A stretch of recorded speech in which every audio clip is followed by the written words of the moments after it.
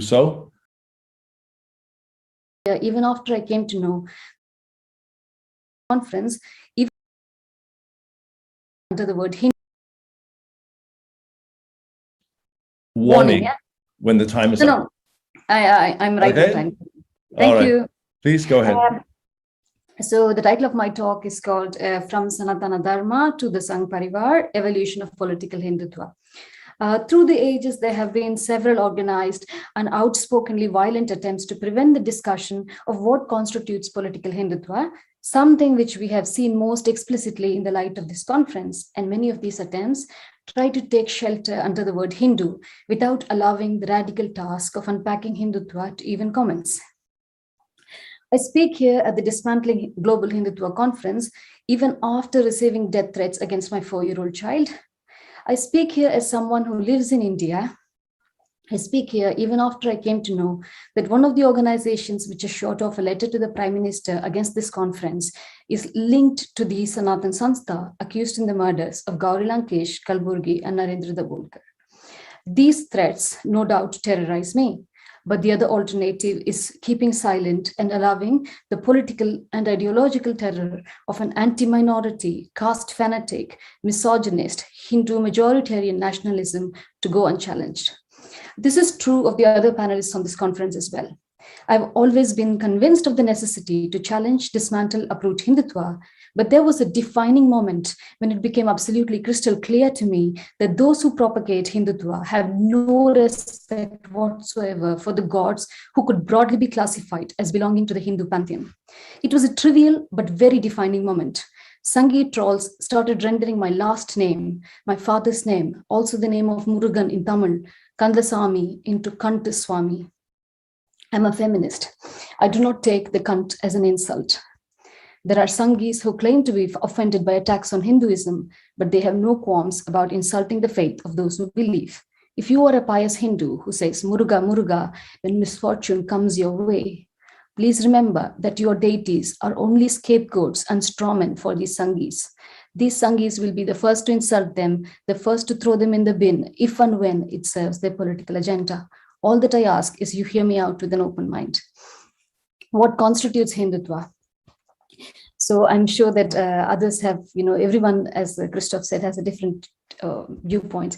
If one were to break down the toxic compound of Hindutva into its elemental form, there are two fundamental inequalities built into the system, into its philosophy and its daily practice: the oppression of caste and the oppression of women. I say this not as my own academic finding or as something I read as a research article. I say this in the feminist caste annihilation tradition of Mahatma Jyotirao Phule, revolutionary Dr. Ambedkar, Tandai Periyar, and most recently Dr. Tol Tirumavalavan, who all view the Hindu social order or Hindutva as a combination of caste inequality and male chauvinism. Why do we call it global Hindutva? This is a question that Professor Christoph Joffelot has addressed brilliantly, but Hindutva has always been carried away and borrowed heavily from its global influences, the Italian fascists, German Nazis, and most recently Trump. What I would like to say is that, this term Hindutva, I want to problematize it because there is a historical evolution that takes place from Sanatan Dharma to Brahmanism to Hindutva to a broader Sangh Parivarism. The basic concept of Sanatana Dharma, whose core ideology is inequality by birth. The philosophy of caste and patriarchy form the core of Sanatan doctrine. Often, referring to Sanatana Dharma has also taken the shape of calling it out as Brahmanism. After all, a particular community upholds the system of Vedic religion and espouses this ideology. In fact, this rejection of divine priesthood is the reason why religions like Buddhism and Jainism that came up against Brahmanism are today labeled as atheist religions by Hindutva forces. But as a minority population to uphold hegemony, it was important to bring all people culturally and spiritually under the umbrella of something larger.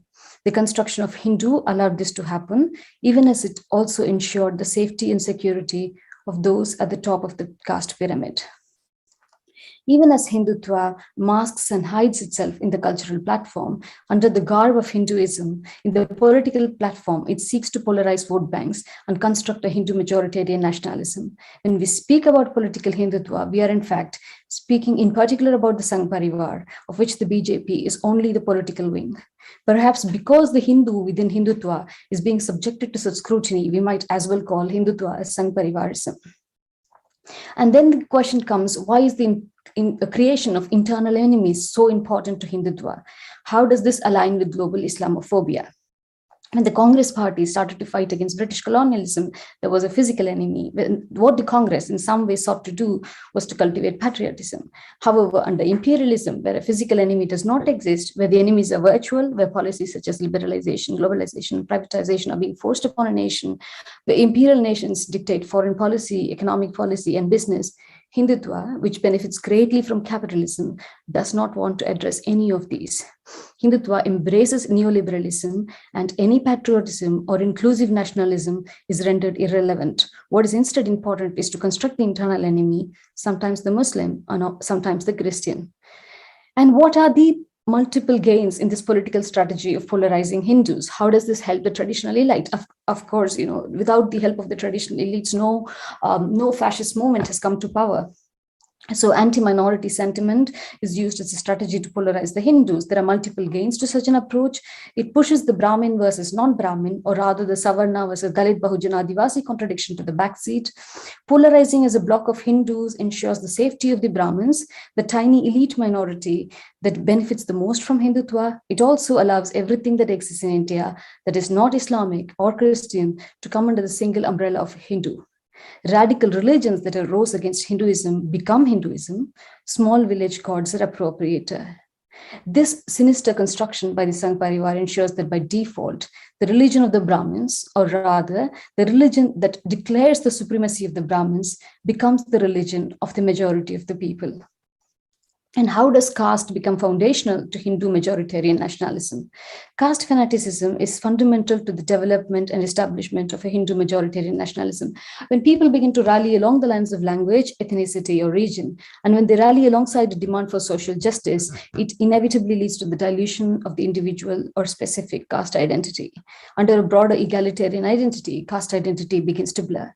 When OBCs demand social justice and reservation en bloc, this struggle subsumes their particular caste identity. For the Sangh Parivar, however, caste must organize on their own, each independently, which is why Kungu Velalars must organize as Kungu Velalars, Devendra Kula Velalars must organize as Devendra Kula Velalars. They cannot organize under the broader rubric of an OBC or an SC identity. This leads to an inevitable situation where individual caste differences are sharpened, pushing towards a fragmentation on the basis of caste, and a consolidation, a uniformity under unity under the identity of Hindu. And this is where I want to argue, both as a feminist and as somebody who doesn't belong to this oppressive, as an anti-caste activist, that caste annihilation and feminism are inextricably interlinked, and they alone have the power to truly dismantle Hindutva. Where caste sentiment is developed, just a second,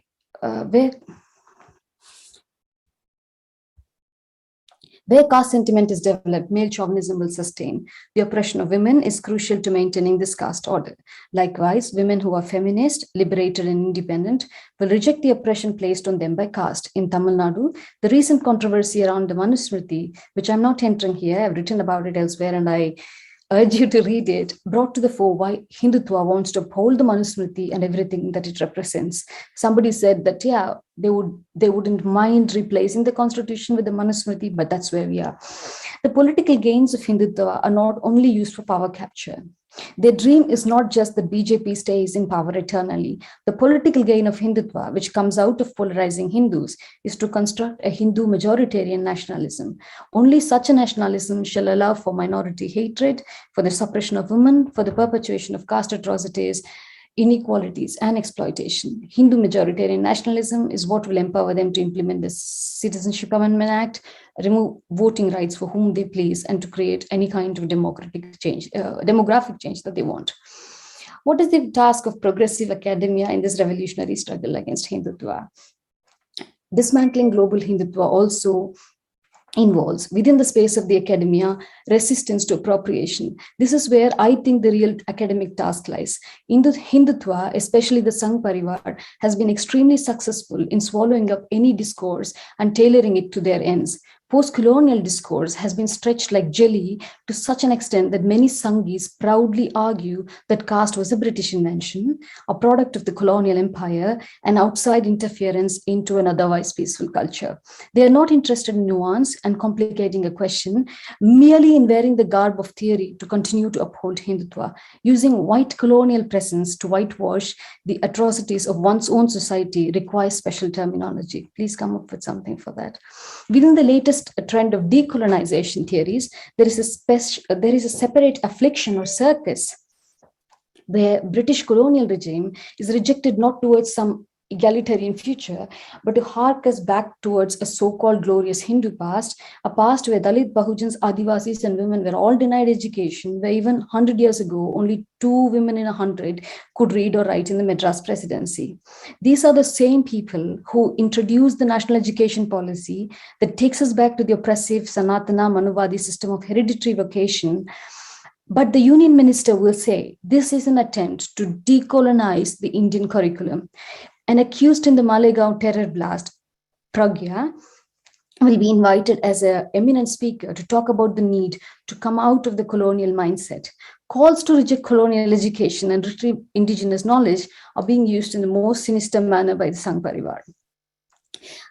And the same people, likewise, the same people who decry and actively deny affirmative action to Dalits, Bahujans, and Adivasis when in India are the first to queue up for their turn under screams abroad. They project themselves as a minority. They attempt to silence any adverse criticism of the thousands of caste atrocities and rape culture that characterizes India. And by now, they have invented the new terminology of Hinduphobia. And last week, I was introduced to another one in this tiny family, Hindumisia. A writer whom I deeply adore, Audre Lorde, said, "The master's tool will not dismantle the master's house." The proliferation of the many overseas arms of the Sangh Parivar, combined with an already Hindutva-leaning, Brahmin-filled, Brahmin-dominated, Brahmin supremacist academia in India, we see the tragic, frightening inverse of her prophetic words. The tools of the oppressed people are being used to stop the dismantling of the master's house and to hold it intact and together. This appropriation is what makes Hindutva deadly and dangerous. I just want to conclude. I'm a writer who regularly flirts with academia from a safe distance. I admire the courage that it has taken to put this conference together and the intellectual rigor needed from all of us to fight this ideological fascistic enemy, the Sangh Parivar. This battle to dismantle Hindutva has always been ongoing. And as we take it forward, I want to say this in conclusion, that as long as Hindutva exists, it would mean the perpetuation of the caste system and women's oppression. The task of dismantling Hindutva cannot occur without caste annihilation. It cannot occur without women's liberation. It cannot occur without a formidable challenge to capitalism. I know that a conclusion is a place where a writer or speaker makes the most effective point. I want to utilize the space of my conclusion to quote from Vidudalai Chiruthaigal Katchi leader, Dr. Tol Turmavalan's reading of Dr. Ambedkar in Uproot Hindutva, a book of speeches that I had the honor of translating. He says, "Revolutionary Ambedkar launched a multi-pronged attack against Hindutva. If all his writings and all his speeches are to be condensed to one line, it would read, 'We shall uproot Hindutva, we shall create equality.'"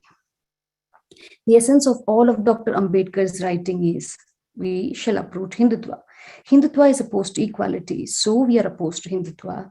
Hindutva is against democracy, so we are against Hindutva. I close the quote, and thank you so much for giving me this opportunity. Thank you very much, Meena. Thank you all panelists for this very interesting